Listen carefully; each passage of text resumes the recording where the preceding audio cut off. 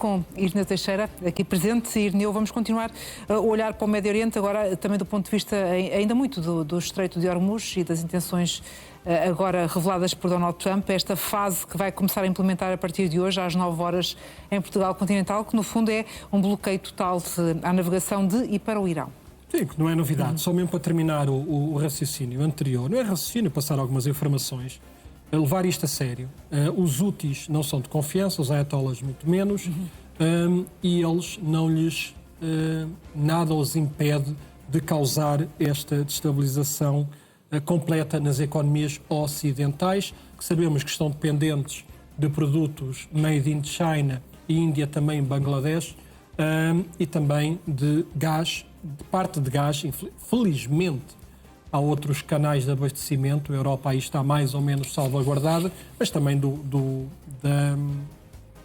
Qatar. Quem ficará muito satisfeito com esta situação será a Federação Russa, porque uma vez mais vai anunciar aos europeus a dizer: estão a ver, gás há aqui, bom e barato, é só comprarem se assim quiserem. E claro que todos os partidos alinhados à extrema-esquerda e à extrema-direita vão aplaudir e vão dizer à Europa: vê, o melhor é encontrar aqui uma plataforma de entendimento, vamos lá desarmar a Ucrânia que se dá na Ucrânia e vamos fazer parcerias com aquele regime medonho.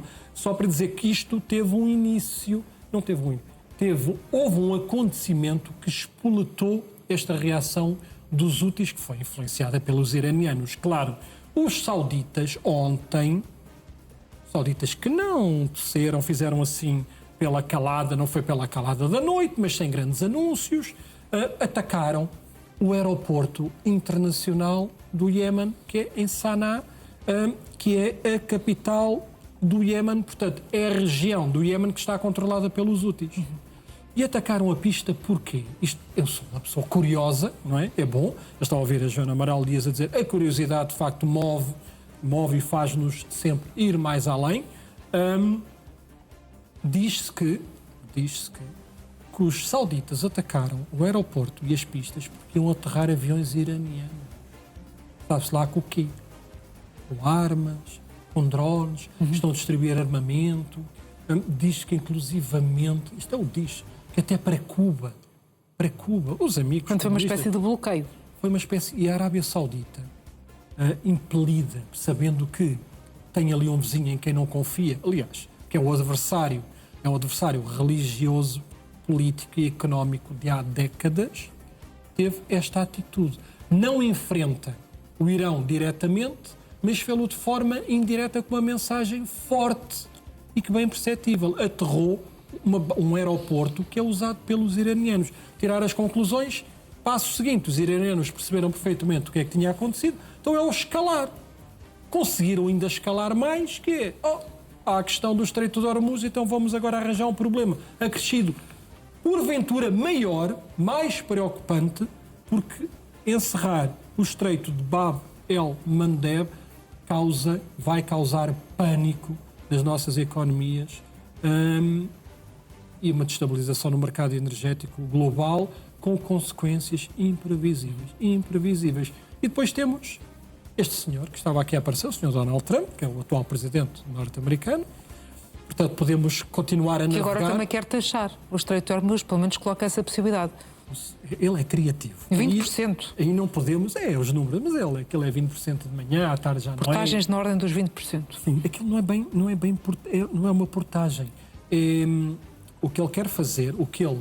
Diz que quer fazer. Sim, diz que quer fazer, não é a portagem das passagens, é taxar o valor da mercadoria em 20%. Portanto, é avaliada a mercadoria que estes grandes porta-contentores, ou petroleiros, ou navios transportam. Portanto, é feito um cálculo, vá-se lá saber por quem. O secretário do Tesouro, o Scott Bessent, que também é tão ativo, não é? E criativo. Portanto, alguém chega ali, até porque tem que haver as guias de navegação, tem que saber quais são os produtos, isso é o transporte rodoviário, ferroviário. Portanto, há guias. Portanto, a mercadoria que vem, que está a ser transportada, ela é toda identificada. Ou não, já sabemos que muito é ilegal, não é?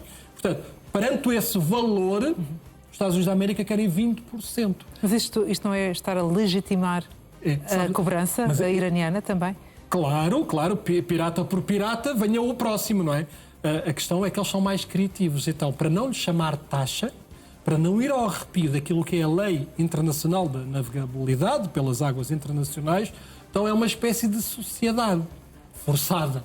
É uma sociedade não desejada por uma das partes. Portanto, são os americanos a dizer, olha, vamos fazer uma sociedade. Tens que dizer que sim.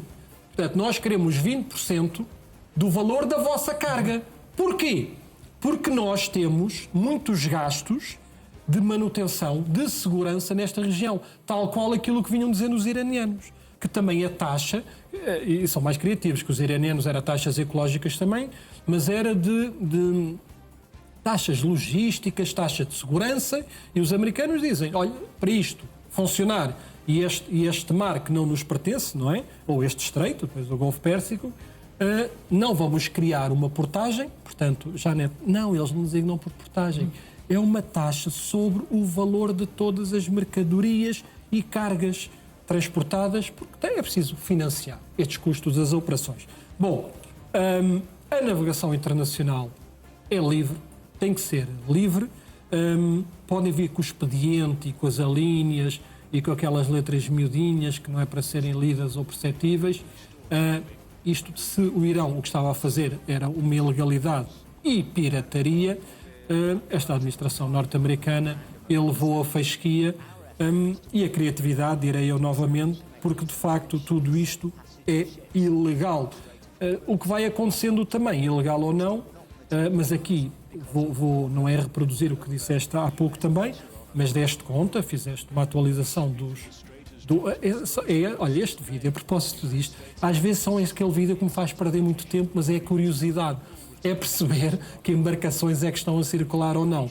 E porque é possível ver isto em direto, na internet, e cada pontinho desta particularidade. Não façam lá isso em casa, porque há coisas muito mais interessantes para fazer. Mas cada pontinho que clicarem, abre uma janela e diz que navio é que é. Se é um navio, se é um navio de guerra, se é um porta-contentores, se é um rebocador. Portanto, é impressionante. De facto, a tecnologia é maravilhosa. Eu dei por mim a perder tempo com isto, não é? Mas isso foi só para apurar, para depois falar convosco aí do outro lado. E poder também explicar, não é? Exatamente. Explicar se exatamente o tal estreito, porque lá embaixo é que é Omã. Lembramos que não está dentro do estreito. Omã é uma nação, é o vizinho do Iémen. Portanto, se estavam a passar embarcações ou não. Portanto, é por essa razão que eu até disse que não tinha visto nenhuma, no período que eu estive a ver, e depois a Janete atualizou-me com as tais 6 embarcações. Parece que foram 3, agora nas últimas 24 horas, manifestamente pouco. A conclusão é manifestamente pouco. A situação está muito tensa. As últimas, que é isso também nós aqui trazemos, primeiro, os Estados Unidos da América voltaram atrás no memorando e no acordo de cessar-fogo. Portanto, basicamente está duplamente encerrado novamente, nem que seja de narrativa. Os iranianos dizem que encerraram o estreito e os americanos reiteram e confirmam que está encerrado a navios com destino ou com partida dos portos iranianos. Ou seja, quem é que tem coragem para navegar? As empresas estão a dizer aos petroleiros e aos porta-contentores, não é? Não naveguem, porque claro, a probabilidade não há segurança garantida é muito grande. Nas últimas horas houve ataques, houve ataques um pouco por toda a região, estamos a ver, isto aqui é na Arábia Saudita, este é no Iémen, creio, aquela imagem. São muitas, eu reconheço que às vezes eu próprio já as confundo, eu creio que estas são no Iémen, que são importantes, obviamente, e estamos a mostrá-las porque foram feitas pela Saudita, tem esta importância, tem este simbolismo. O preço do petróleo, o poupa, não é? Creio que já vai nos 85, eventualmente já subiu. Aqui uma não sei se é novidade, se não é, Janete, perdão-me quem esteja a ouvir, os americanos terão avisado, eu não sei se isto é oficial ou não, senão passo a informar, a central ou instalação nuclear de Fordow, os americanos dizem que a vão destruir. Não sei se isto já foi dado com pompa e circunstâncias ou não, são os americanos a assumir, vamos atacar Fordow. Fordow fica logo ali ao lado da instalação de enriquecimento de urânio em Natanz. Até elas são próximas. E os americanos concordam, eventualmente com razão, que é aqui desenvolvido o programa, em Fordow, que é desenvolvido o programa nuclear iraniano, o ilegal, aquele que não terá fim civil. Portanto, tivemos a terceira noite de ataques, os ataques continuam. Bom, sempre lembrando, são ataques direcionados, são ataques relacionados com a capacidade de defesa e de ataque do Irão, com radares, sobretudo aos radares. Os radares que estão espalhados ao longo da costa, não é? Porque são esses que detectam. E o que me disseram que os iranianos de tolo têm muito pouco, o que os iranianos estão a pedir às embarcações que estão ali paradinhas, que as embarcações, as pessoas perceberem toda esta dinâmica de guerra. Atacaram os nossos radares no Irão. Está bem. Então estão a pedir às embarcações, que também têm os radares próprios, para identificar movimentações dos navios norte-americanos ou não. Eu não sou técnico dessa área, não sei qual é o alcance destes radares que têm, mas os iranianos não vão descansar. Vão sempre encontrar uma solução, uma opção para prolongar esta situação. Os americanos vão à questão do programa nuclear e, eventualmente, se conseguirem destruir ou não, nem que seja para Donald Trump ter uma razão para se retirar da região, dizendo cumprimos com a nossa missão, que era impedir que o Irão tenha armas nucleares ou que o programa nuclear possa continuar a ser desenvolvido. Uma questão que tem estado, de certa forma, arredada nos últimos tempos. Enfim, só se fala do Estreito de Hormuz e tentar fazer valer quem é que é o mais poderoso. Mas parece que aquilo nem constava bem do memorando de entendimento, aquilo era para ser falado a posteriori, não é? Ao longo dos tais 60 dias. E cada vez parece estar. Era um objetivo primordial e agora está cada vez mais arredado. E é muito diz. E as pessoas têm noção que não as querem induzir a erro, nem ludibriar com absolutamente nada.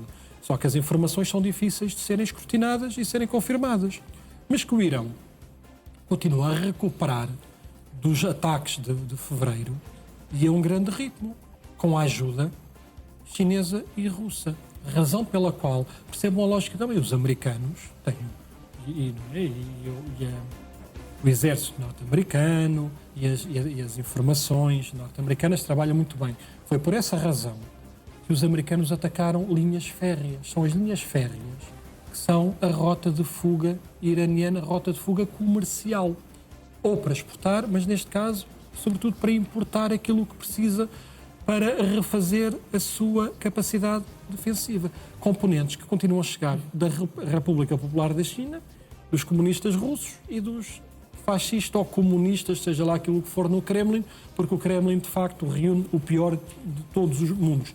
Só que uma nota só neste tema, porque estamos a ver aqui Starman, deixa-me só dar esta nota, é a título de curiosidade, porque a Europa já o tinha feito, ou a Comissão Europeia, não é? O Reino Unido, Keir Starmer continua a ser o primeiro-ministro, e já vamos falar dele também na questão da coligação dos dispostos. O governo britânico tomou uma decisão que peca por tardia, por considerar a Guarda Revolucionária Islâmica uma organização terrorista. Tem muita importância, não é só a designação, não é só uma intenção, não, tem importância, porque a partir de agora, e perante a lei, e respeito da lei, quem pertencer à Guarda Revolucionária Islâmica, quem apoiar, quem promover as suas atividades, inclusive quem ostentar símbolos da Guarda Revolucionária Islâmica naquelas marchas, sobretudo os ativistas, não é? Como é que é possível os ativistas com bandeiras do Hezbollah e do Hamas, isto não é criminalizado, serão alvo da ação judicial britânica. E também, agora dá a possibilidade de congelar todos os ativos que o Reino Unido considerem que tenham ligação com esta Guarda Revolucionária Islâmica, porque são considerados a partir de agora uma organização terrorista. Ainda no Irão, estávamos a ver... Vais-te falar da entrada em cena também do novo elemento, não é? Sim, dos drones. Dos drones marítimos. Eu acho que já me passaram ali pela vista, ou não, e também sei não que... Não te passar outra vez? Vais explicar o que é que aconteceu. E também já tinham falado. Sim. Bom, é uma curiosidade. Vale o que vale. Este é o pão nosso de cada dia na guerra da Ucrânia, né? Os drones, capacidade de drones. A questão é que na guerra contra o Irão, ou no Irão, as forças do Comando Central norte-americano, que são os que estão a gerir toda a operação militar nesta região, utilizaram pela primeira vez, drones de superfície não tripulados, quiserem, drones marítimos. Eles têm os drones próprios, são os Corsair, é a designação, usaram 3, as imagens são impactantes, e a carga explosiva, porque estes drones são uma espécie de barquinhos tripulados à distância, portanto, são drones tripulados à distância, mas que têm uma carga explosiva, portanto, parte desta embarcação é carregada com explosivos. e que destruíram, acertaram na base naval iraniana em Bandar Abbas, que sabemos que é um dos portos principais iranianos, petrolífero, comercial, estratégico, de defesa.